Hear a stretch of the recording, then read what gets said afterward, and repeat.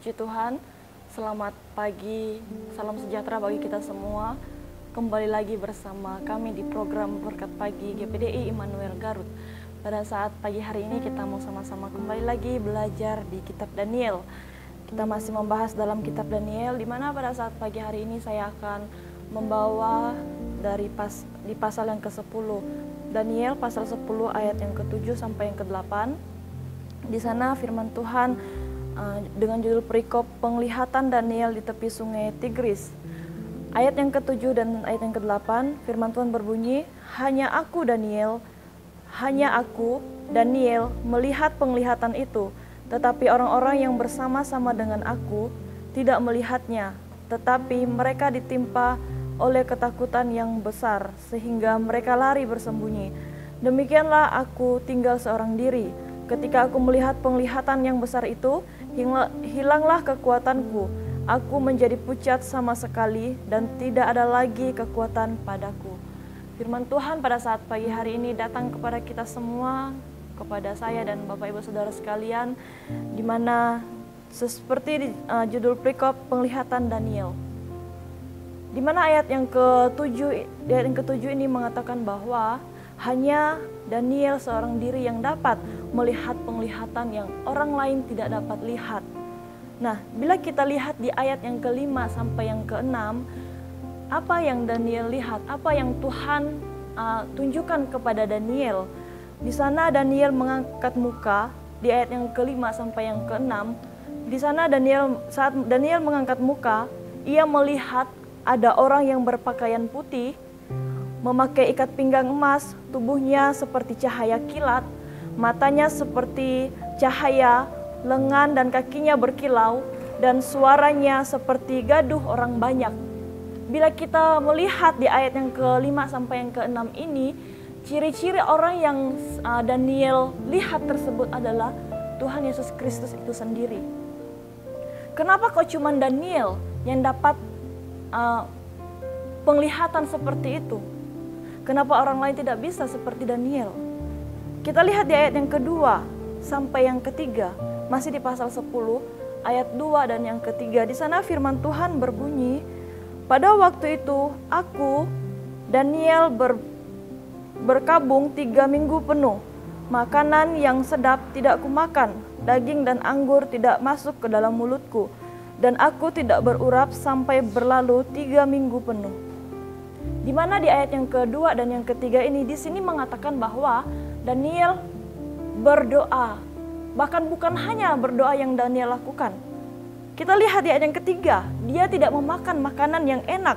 Dia tidak memakan daging atau minum anggur. Kenapa? Karena dia mengambil doa dan puasa. Inilah yang biasa disebut dan dikatakan puasa Daniel. Selama 3 minggu penuh yang Daniel lakukan. Maka Daniel bisa melihat apa yang Tuhan tunjukkan kepadanya. Sedangkan orang lain tidak dapat melihat apa yang seperti yang Daniel dapatkan dari Tuhan. Nah, apakah saat Daniel melakukan doa dan puasa tidak ada yang menghalanginya? Tentu pasti ada yang menghalangi doa dan puasa Daniel tersebut. Kita lihat di ayat yang ke-13. Di sana firman Tuhan berkata bahwa pemimpin kerajaan orang Persia berdiri 21 hari lamanya menentang aku.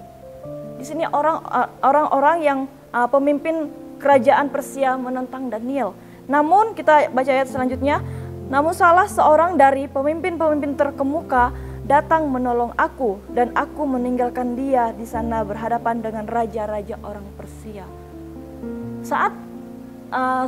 Saat kita mengambil doa dan puasa, tentunya pasti ada yang namanya halangan, pasti ada yang namanya hal-hal yang ingin menggagalkan puasa kita tersebut. Ada hal-hal yang ingin menggagalkan doa-doa kita tersebut. Namun kita melihat keteguhan hati Daniel, dia tetap sungguh-sungguh kepada Tuhan, dia tetap sungguh-sungguh berdoa kepada Tuhan. Karena apa? Karena dia ingin tahu apa sih maksud dari penglihatan yang dia lihat itu. Bila kita lihat, ada beberapa hal yang dapat kita pelajari. Ada beberapa hal yang dapat kita ambil dari cara Daniel berdoa. Nah, namun sebelumnya bila kita lihat di ayat yang ke 12, saat Daniel berdoa, saat Daniel mengambil doa puasa, dia tidak makan, dia tidak minum dan sebagainya, selama 3 minggu itu full. Secara manusia siapa yang mampu? Siapa yang bertahan tidak makan dan minum? Namun karena penyertaan Tuhan, karena ada Tuhan saat Daniel berseru kepada Tuhan, ada Tuhan yang menguatkan Daniel, sehingga Daniel bertahan selama 3 minggu mengambil doa dan puasa. Kita lihat di ayat yang ke-12. Di sana firman Tuhan berkata, lalu katanya kepadaku, di sini malaikat berkata kepada Daniel, janganlah takut Daniel, sebab telah didengarkan perkataanmu sejak hari pertama. Sejak hari pertama Daniel mengambil doa puasa, Tuhan sudah mendengar. Engkau berniat untuk mendapat pengertian dan untuk merendahkan dirimu di hadapan Allahmu, dan aku datang oleh karena perkataanmu itu. Ternyata doa Daniel dari hari pertama Daniel mengambil doa puasa sampai full 3 minggu tersebut, doa Daniel Tuhan dengar dan Tuhan jawab. Nah, ada beberapa hal yang dapat kita pelajari dari Daniel ini. Bagaimana seharusnya kita orang-orang percaya kepada Tuhan berdoa, datang kepada Tuhan. Yang pertama, berdoa dengan niat yang benar. Di ayat yang ke-12, bagian A tadi seperti saya bacakan bagian 12 ayat yang ke-A. Lalu katanya kepadaku, janganlah takut Daniel, sebab telah didengarkan perkataanmu sejak hari pertama. Garis bawahi, engkau berniat untuk mendapat pengertian dan untuk merendahkan dirimu di hadapan Allahmu, dan aku datang oleh karena perkataanmu.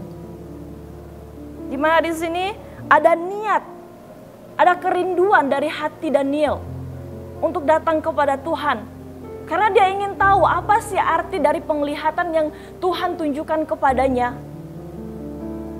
Maka Daniel bukan hanya sekedar berdoa, namun Daniel melakukan doa dan puasa. Karena saat Daniel sungguh-sungguh datang kepada Tuhan, begitu juga dengan kita saat kita sungguh-sungguh datang kepada Tuhan, membawa hati yang benar-benar rindu kepada Tuhan, membawa hati yang benar-benar niat untuk datang kepada Tuhan, maka di situ ada jawaban yang Tuhan berikan kepada kita. Jangan pernah datang kepada Tuhan dengan membawa hati yang tidak ada kesungguhan. Percuma Bapak Ibu Saudara, percuma kita datang kepada Tuhan namun dengan hati yang tidak sungguh-sungguh. Oleh sebab itu mari kita belajar pada pagi hari ini dari Daniel, di mana dia datang kepada Tuhan dengan niat hati yang sungguh-sungguh rindu kepada Tuhan, dengan hati yang benar-benar haus akan Tuhan, sehingga dia datang berdoa, sujud di bawah kaki Tuhan. Nah, poin yang kedua yaitu jangan mudah menyerah.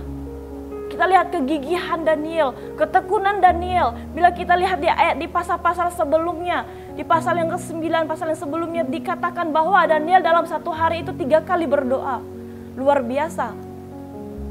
Apakah kita sebagai orang percaya bisa melakukan hal itu? Mari tanam hal itu dalam hidup kita Bapak Ibu Saudara. Dan lakukan hal yang apa yang dilakukan oleh Daniel.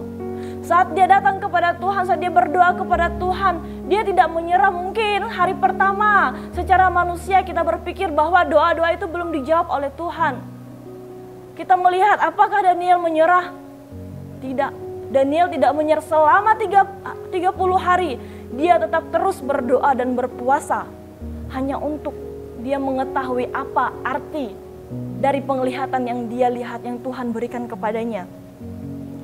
Mungkin saat hari ini kita sebagai anak-anak Tuhan, kita sedang dalam pergumulan besar, sedang dalam masalah.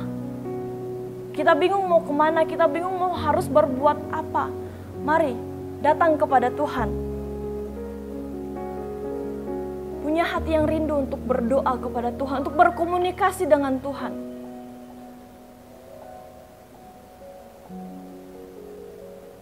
Kita belajar untuk merendahkan diri di hadapan Tuhan, bukan meninggikan diri.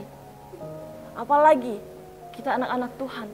Jangan pernah menyombongkan diri bahwa tanpa Tuhan kita bisa, tanpa Tuhan kita mampu melakukan itu dan ini.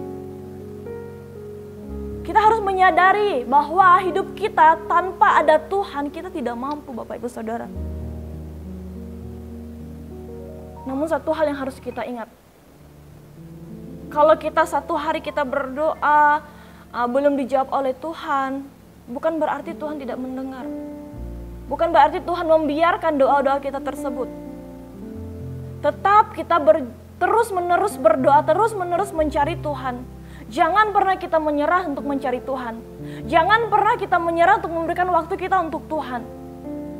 Memang secara manusia kita sibuk dengan ini itu. Kita sibuk mengerjakan segala sesuatu pekerjaan kita. Terkadang kita lupa untuk memberikan waktu untuk Tuhan. Namun kita harus bisa dalam 1 kali 24 jam, kita harus bisa memberi waktu kita 1 jam untuk Tuhan. Berikan waktumu, berikan waktu luangmu untuk Tuhan, Bapak Ibu Saudara. Karena tanpa Tuhan kita tidak mampu. Tanpa Tuhan itu sia-sia.